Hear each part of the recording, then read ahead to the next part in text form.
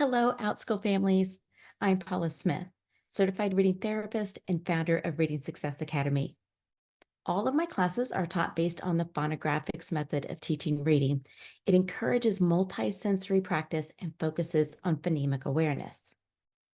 I was trained directly in person by the program authors over 20 years ago, and I've been using the phonographics method in my tutoring clinic ever since then. I specialize in getting my students reading on grade level in 12 one-hour private tutoring sessions or less. I've been teaching on Outschool since February of 2020.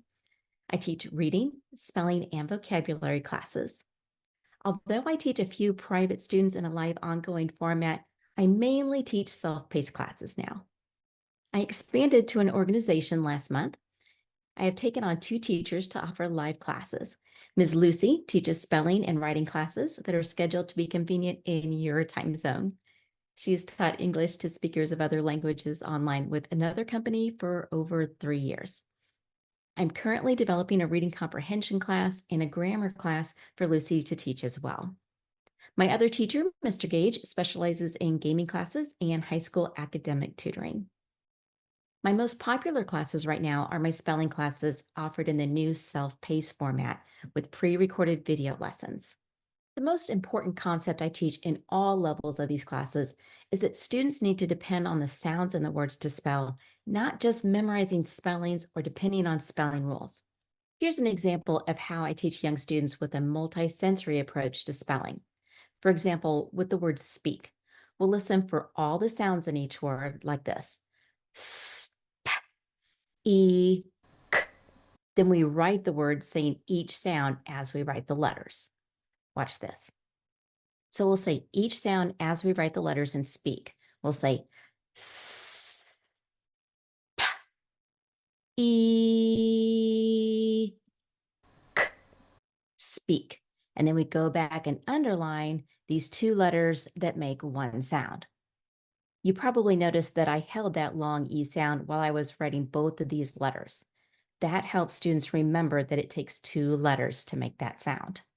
The word speak would be taught in a list of other long E words spelled with EA, but I also add in words spelled with EE so they know that all vowel sounds can be spelled in more than one way. There are actually 8 different ways to spell the long E sound and 9 different ways to spell the sound oo. That's kind of hard to believe, isn't it? No wonder kids struggle with spelling English. I add in some fun to the classes by showing students how to add color and shapes to the words so they remember how to spell them. Each weekly class has the same structure. There are 3 videos for each week. The first video introduces the list and explains vocabulary. The second video gives answers to homework and demonstrates a color and shape activity. The third video gives a brief review and a spelling test. And of course, you receive a packet of worksheets to go with that. Over the course of the last 5 years, over all different formats and grade levels, I've taught over 2,000 children to spell using this method. With the new self-paced format, more students are enrolling now more than ever before. The new format allows me to spend more time giving each student individualized feedback on their work. I also serve my students by being their own personal cheerleader. Now I would like to answer some of the questions that came in specifically about my classes. One parent was unsure which class level to enroll in based on their child's skill level. I am currently developing an assessment parents can give their students to assist them with this. I expect to have this ready and available to parents in the course descriptions by June 1st. So if you're looking at spelling classes, look at the class description for the class level that you're looking for. Because I know families may want to enroll before June 1st, I've created a one-on-one placement consultation so students can meet with me live for an assessment. These are available to book now. I have limited availability for these, but please reach out to request a time that works best for you. After completing the assessment, in order to offset the cost, you'll receive a coupon to go toward the class that I recommend for your child. Another parent asked what the role of phonemic awareness is in language learning. I have a lengthy answer for you, so I'll summarize it now and I'll make a more detailed explanation available to you in a PDF document to download. There are 5 main reasons why phonemic awareness taught with the phonographics method is essential in language learning. First of all, it sets the foundation for the reading skills of decoding, blending, and segmenting. Second, it improves spelling because students don't have to depend on memorization. Third, it enhances vocabulary with word recognition and phonological patterns. Fourth, it facilitates reading comprehension by helping students become more fluent. And five, it supports dyslexia-friendly instruction by using a multisensory approach with explicit instruction. The final question I'll answer has many parts to it. So again, I'll summarize it here and provide a detailed response in a PDF document. The question states, my child is learning phonics and spelling continuously without specifically pushing her to memorize how to spell. At what stage, after the continuous practice of phonetics and stable reading and writing, the child can correctly spell the most usable words? Or are there developmental milestones to refer to, such as by grade 1 or CEFR A1? What types of words should the child be able to spell? Are there any warning signs to be aware of?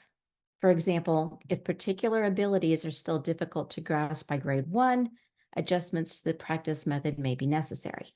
Well, here's a brief summary of that answer. Developmental milestones and expected word types at the first grade level, or CEFR A1, children should have a solid understanding of phonemic awareness, meaning they can identify and manipulate individual sounds in words. They should be able to decode or read simple words using their phonics knowledge.